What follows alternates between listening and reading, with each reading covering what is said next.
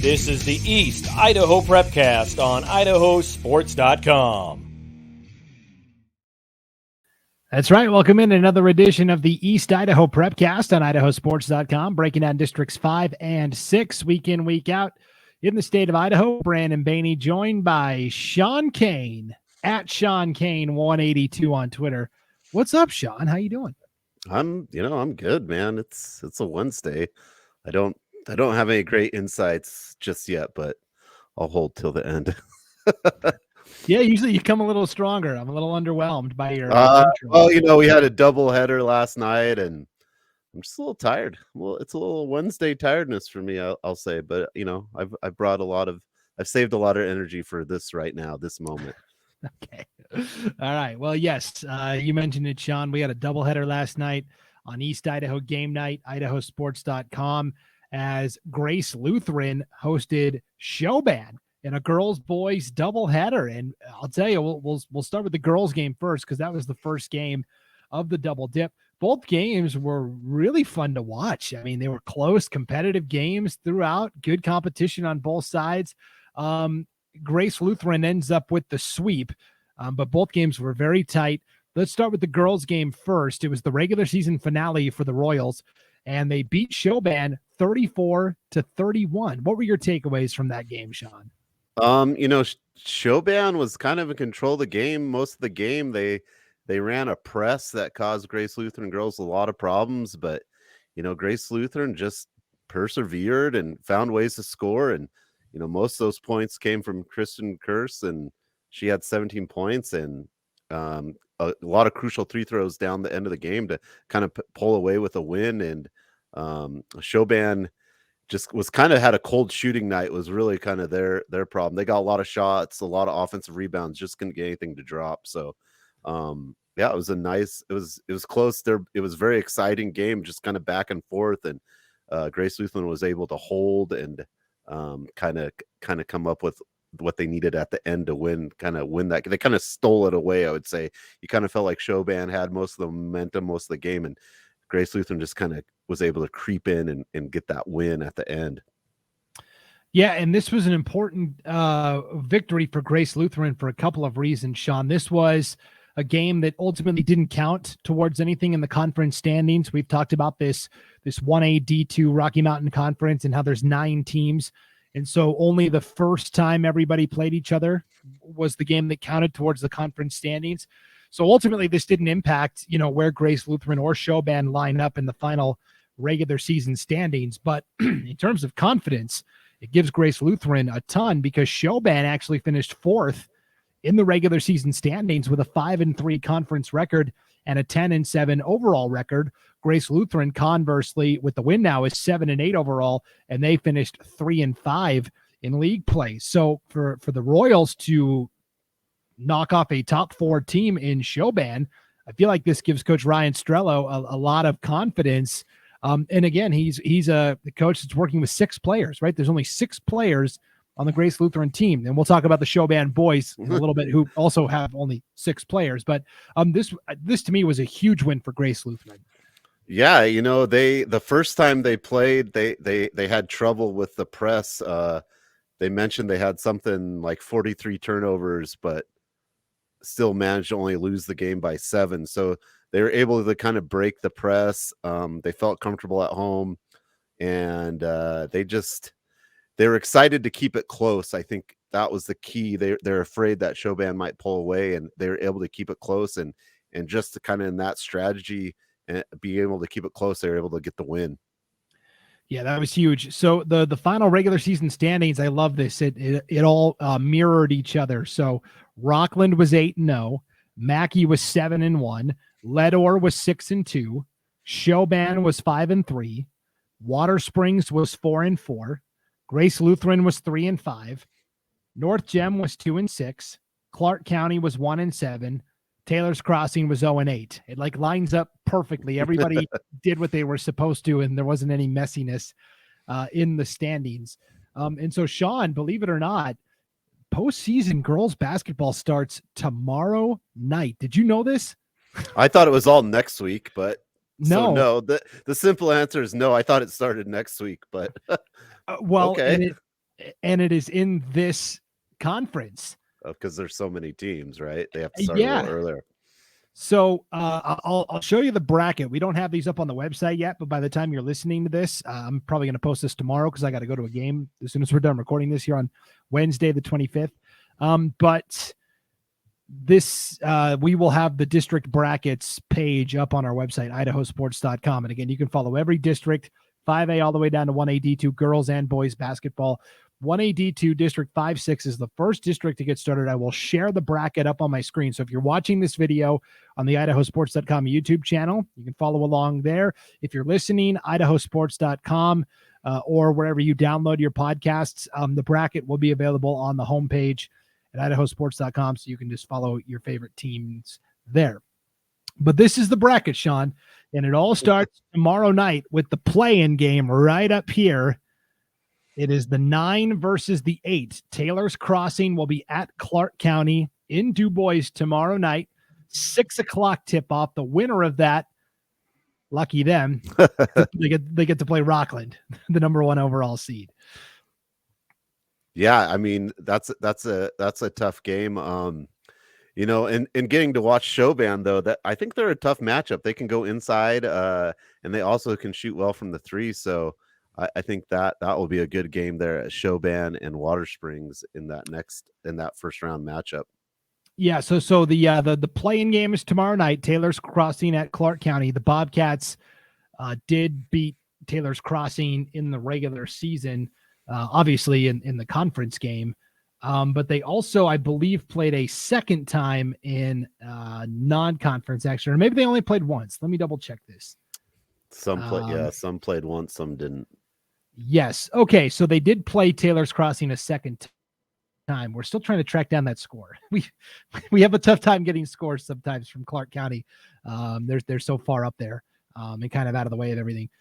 But I kind of like Clark County to win that game. Bry Fensky, first-year head coach for the Bobcats. Then they would advance to play. The winner of that game will play Rockland. And then these first-round games are all Saturday night or Saturday. You know, some will be in the day, some will be at night because of the travel involved. But you'll have Rockland, the 1 seed, playing either Clark County or Taylor's Crossing.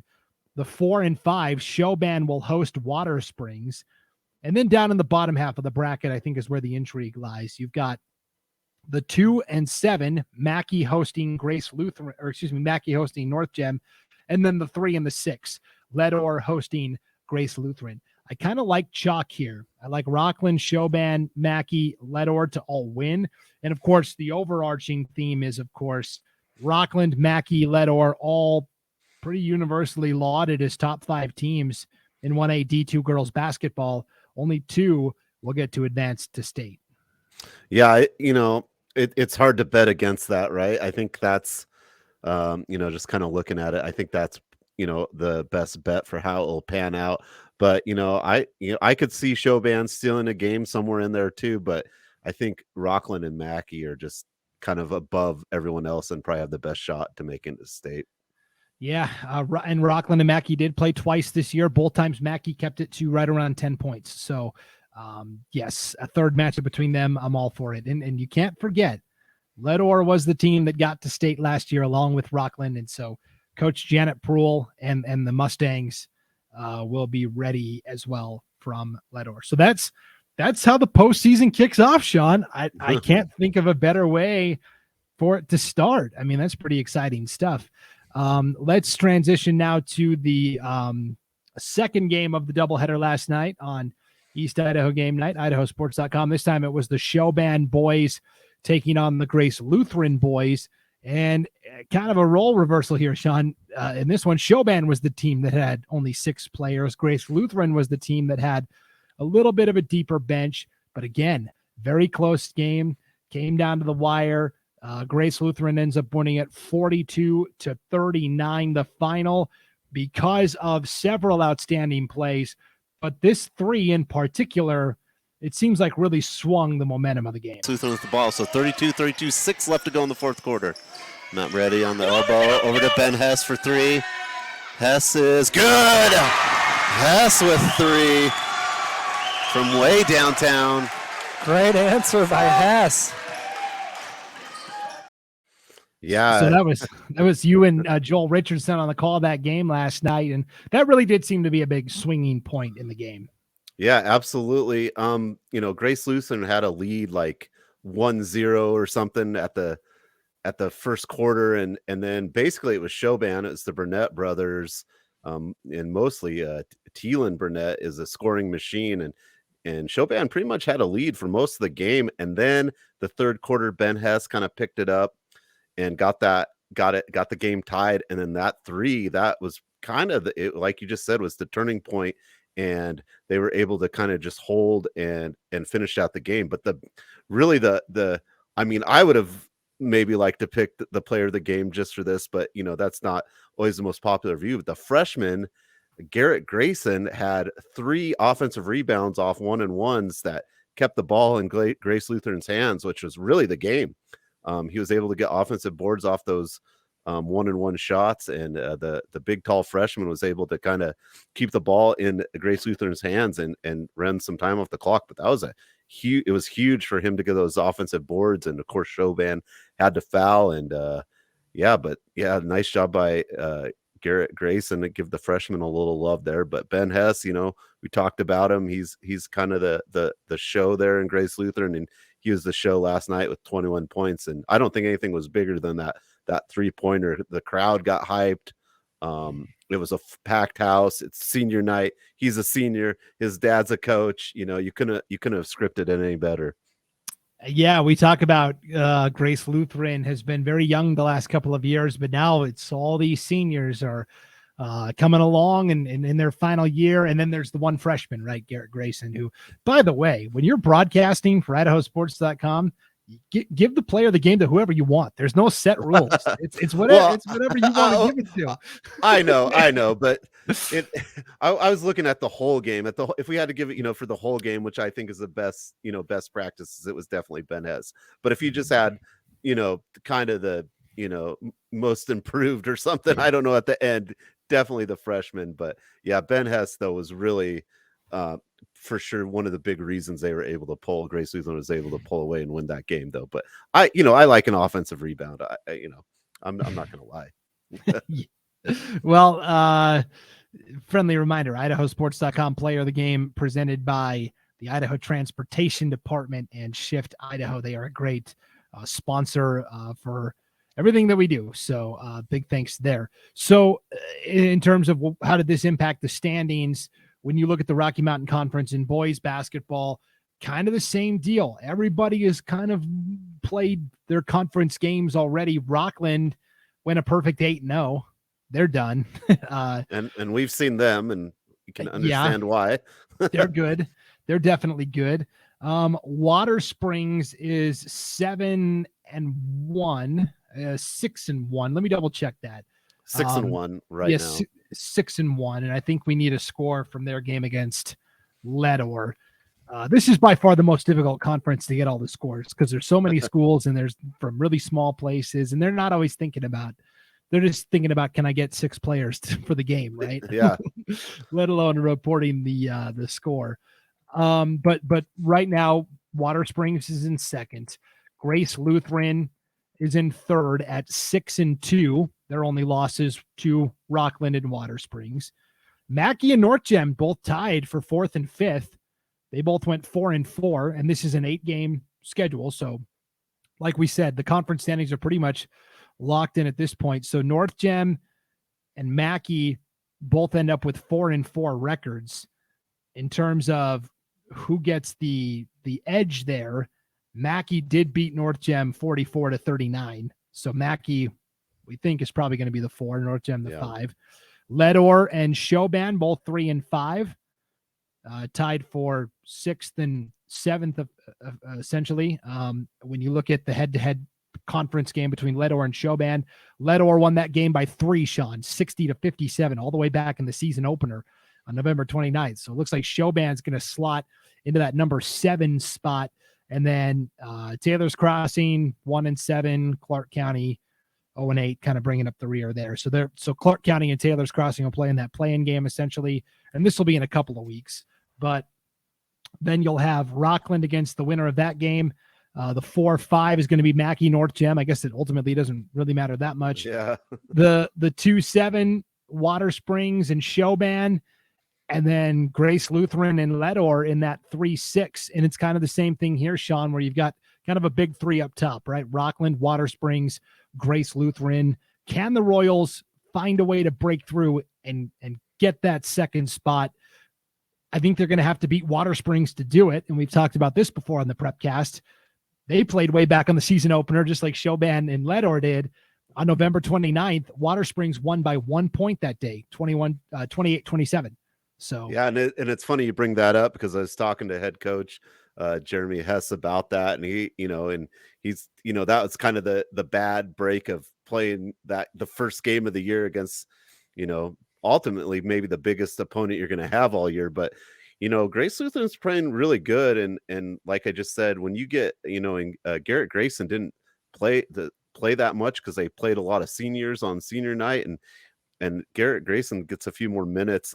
Grace Lutheran is dangerous, and they've got shooters. Matt Moretti also, he had a big game. He had 13 points and hit some threes, and so they've got some shooters. And Matt Samuelson, he can hit threes. He didn't score a ton last night, but you've got three guys that can all hit perimeter shots, and if you can get Grayson going inside, I think they're a dangerous team. And they wanted to win last night just to get that momentum, is what Coach Hess talked about, and he felt like now you've got a home game for districts, and they feel good moving forward there. And I like their chances. Your team at the start of the year to now, it's extremely different, right? So that if it ends up being Grace Lutheran and Water Springs later on in that tournament, I think that's a great game right there.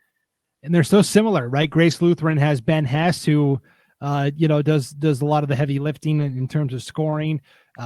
Daniel Canfield for Water Springs averages 20.4 points per game. He's probably one of the candidates for player of the year in the Rocky Mountain Conference. Both those guys are really. And then you talk about Teague Matthews from Rockland. Those are kind of the big three contenders for player of the year in my mind. And then you've got complimentary players at Water Springs like Drew Plocker and Aldinger inside, Jackson Aldinger. So it's going to be interesting if these two end up meeting again. One last note on this conference, and then we'll move on. Rockland's boys, obviously the defending 1A D2 champs, and they're kind of, they obviously want to win districts, but they're also setting their sights on bigger state goals. And to that end, they are going to be welcoming in over the final 3 weeks of the regular season, Sean, two of the top 5 teams in 1A D2. They'll host Ridgefield, which is only lost once this year, and they'll host Camas County, the team that beat Ridgefield. They both have actually split with each other. They both are from District 4. Only one of those teams will get to go to state. But here's Rockland saying basically, all right, we want to play. I mean, they played Camas County for the championship last year and won in a very tight game that wasn't decided until the final 30 seconds. So here's Rockland saying, okay, we want to get back. We need to play the best in 1A D2. I really like it. Yeah, and Coach Shave Rockland, he talked about that when we watched them play Grace Lutheran, broadcast that game, and he that was the first thing he said to me. We've got this game, we've got some games, but he had that Richfield game circled, on the schedule. Is like everyone's saying we're good, but we're not good until we go and beat some of these teams, is what he was saying. So that's a great scheduling job on their part. I mean, for both schools, really, to find out where you're at right before that district tournament. And yeah, Rockland's good. So I like their chances moving forward, probably to win the conference and go deep into the tournament at state. Yeah, it'll be really fun to see how that all shakes out in the Rocky Mountain Conference in boys basketball. All right, let's swing up to the 5A, 4A ranks, Sean. Last week, we recorded the podcast on Thursday the 19th, and we were talking about, Madison's playing Hillcrest, and there's a lot of games basketball tonight. Yes, there was a lot of good games. And Sean, correct me if I'm wrong, but you were actually kind of talking about Madison a little bit, right? And talking about how they could give Hillcrest a test. Hey, I've said it. I feel like Hillcrest had the tools, the tool bag full of tools that could give Hillcrest a little bit of a run for their money, and sure enough, they did.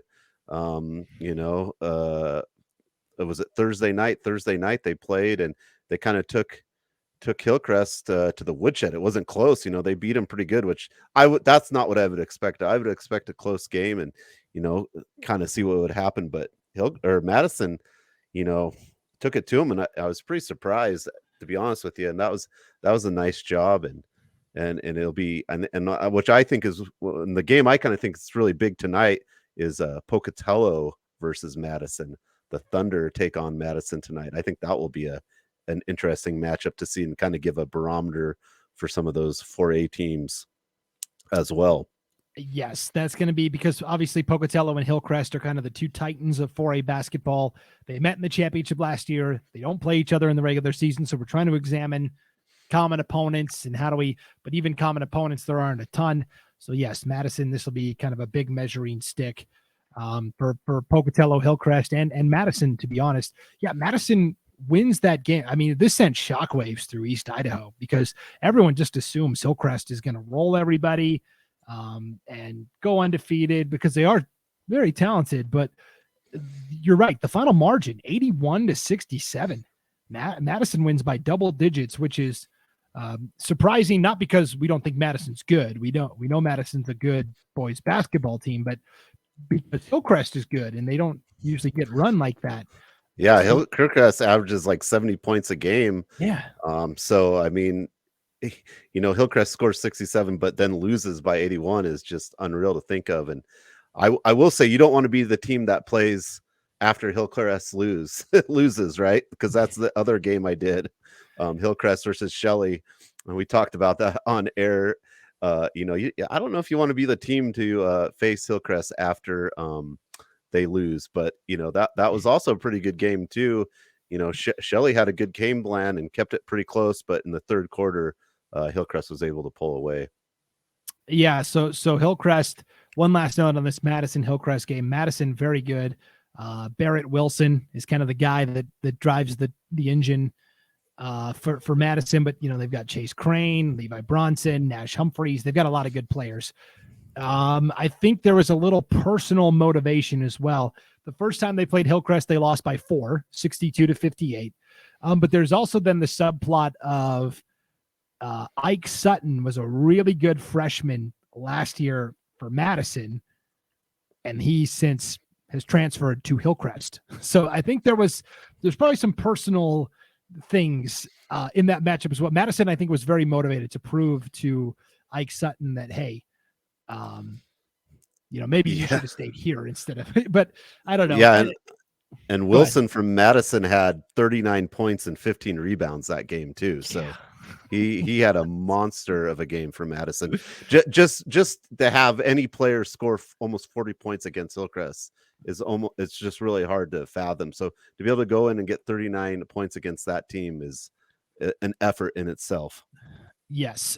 So you mentioned, Sean, you had the broadcast Saturday night as Hillcrest took on Shelley on East Idaho game night, IdahoSports.com.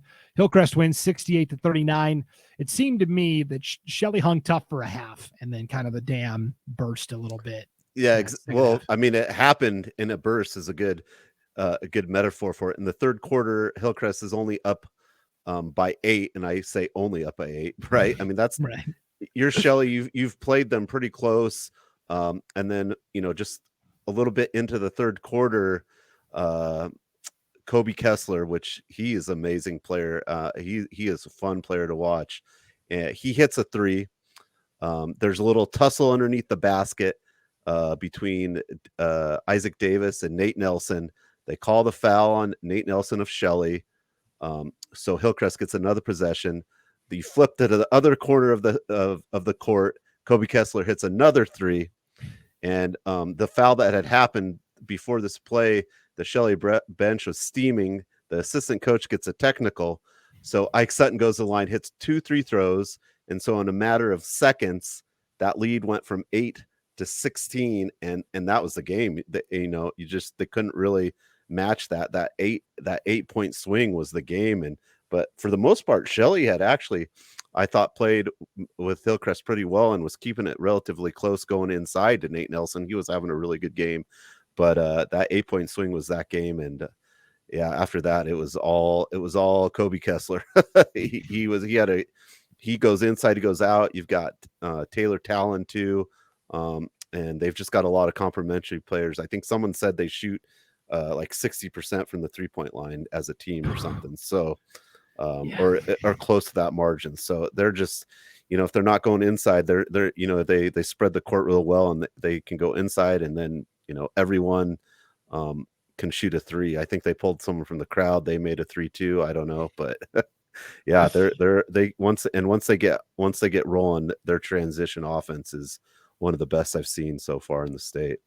Yeah, so we talk about big matchups coming up in games that we can talk about next week. We mentioned Madison, Pocatello. Tonight, Sean, Hillcrest travels to Preston, and I know that they beat Preston pretty good earlier this year, 84-58. But going to Preston and winning in Preston is a different ball of wax, because that is one of the unique home court advantages in East Idaho, along with places like Pocatello and Madison. But man, going down to Preston and winning there is, if you can do that, that's usually a pretty good sign. Yeah, Preston. Well, I think one of the only teams that has a successful record in Preston is Hillcrest.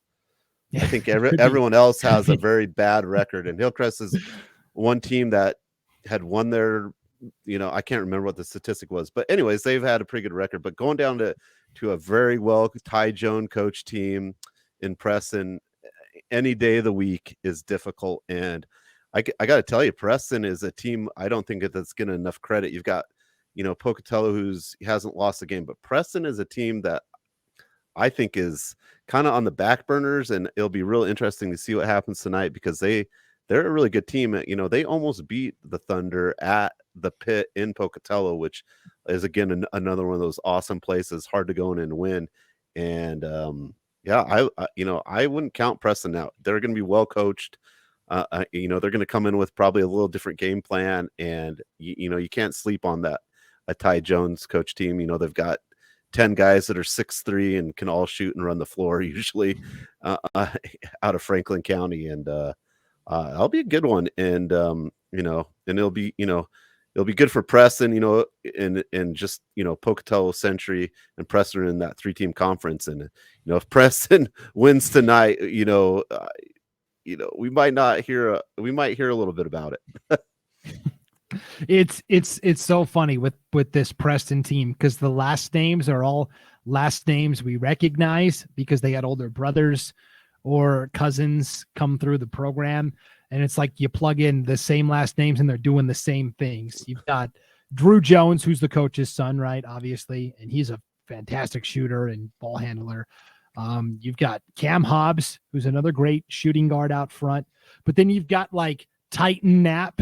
That's Brecker Knapp's, younger relative at 6'4" underneath. You've got Tate Hess in the middle at 6'7". We all remember Braden Hess, of course, from not too long ago. You've got Cruz Harris. Cole Harris was his older brother. So, I mean, it's fun to see this next generation of Preston guys coming through. And he's speaking of Hess has been having a really good last few games. He's been putting up some big time numbers down low. So that's a matchup, right? You got Davis and Hess down low, and Drew Jones and Ike Sutton on the front court of Preston and Hillcrest. You've got a lot of, they always talk about the matchup tonight. Well, you've got 4 or 5 matchups tonight that will be very intriguing defensive and offensively to watch. Yeah, it's going to be such a great game, and we'll break it down in detail on next week's episode of the podcast. Okay, one last game I wanted to touch on from last night before we get out of here, Sean. It was 3A Teton playing 2A Ririe. This was a game that came down to the very end. Teton down 2 late. Jack Nelson hits a 3 with about 7 seconds to go, and Teton wins 66-65. Teton is 14-2. Ririe is 14-3. Ririe's only losses this year have come to Teton twice, and West Jefferson, who we talked about last week, is a really good team. So both these teams are playing really good basketball.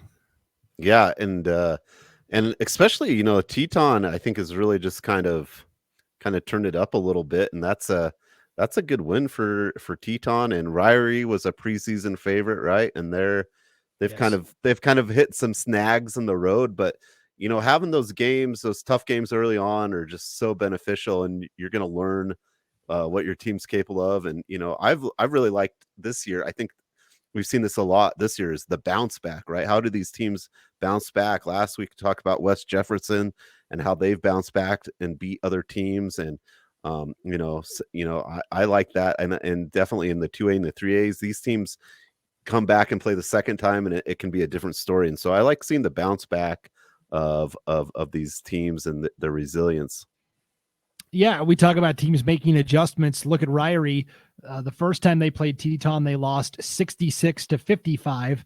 Last night they lose 66-65. So they made a 10-point improvement from early December to now, late January. So Coach Kern doing a great job with Ririe. And Ririe now enters the back half of their conference slate. They've got a non-conference game with Westside this week. And then they'll play everybody. They'll play the hits again: Salmon, North Fremont, Firth, West Jefferson. This nuclear conference is far from decided.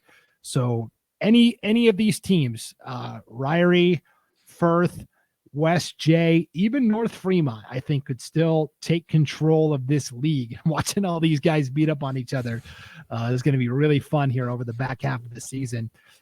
Teton, man, they've just got the size. I mean, look at this starting lineup. You've got Thomas Husevelt, 5'11", Jerem Husevelt, 6'1", Brody Hess, 6'3", Tyson Brown, 6'5", and then Davis Wood at 6'8". 4 of the 5 starters are 6 feet or taller. That's a big team for any division, right? Any team. Yeah. And how about the name Hess? There's like a Hess everywhere in East Idaho. Have you noticed this? I've heard Hess. There's a lot of Hesses. I mean, it's kind of, we're gonna have to get the family trees out and see what's going on there. But yeah, that's a huge lineup for that division, right? I mean, a 3A conference. I see a lot of 4A teams and stuff that don't have that size on a starting lineup. So that can make a difference, right? Rebounding and offensive rebounding, and that is a huge benefit to your team.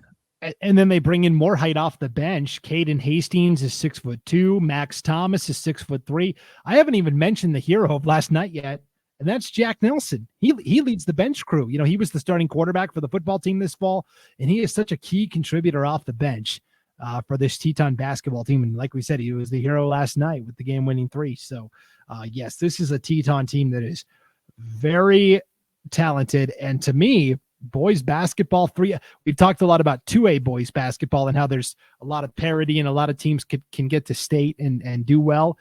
But there's still the big giant at the top in Melba, the defending champs, and they're undefeated. Yeah. In 3A, you don't have that. Kimberly is the defending 3A champions, and they're good. Are they going to get back to state? Probably. It's not totally determined. Filer is also very good from that district, but I look and I don't see a team that I can put my finger and say, yep, this is the team that's going to win state. You've got Snake River, Teton, Sugar, Marsh Valley, Bonners Ferry up north, Homedale, Fruitland, Kimberly. Yeah. I mean, this 3A is wide open to me. And I was going to say that Teton and Sugar haven't even played yet, right? So, no. I mean, that's going to be that's coming up on February 1st. So that's still a ways away. And to me, that's a big game just for not only for that conference, but for 3A. I'm really interested to see what happens there.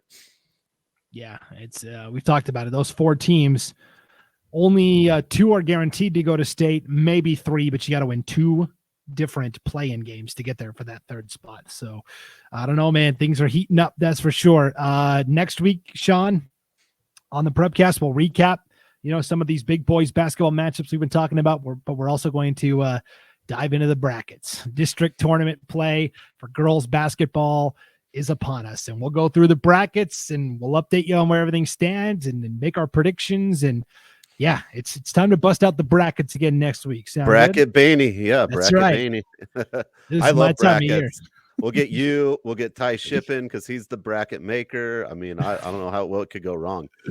Yeah, no, hey, it sounds great, man. It sounds fantastic. So thanks for tuning in, everybody, to the East Idaho Prepcast. Enjoy the competitions this weekend, and we'll see you next time on IdahoSports.com.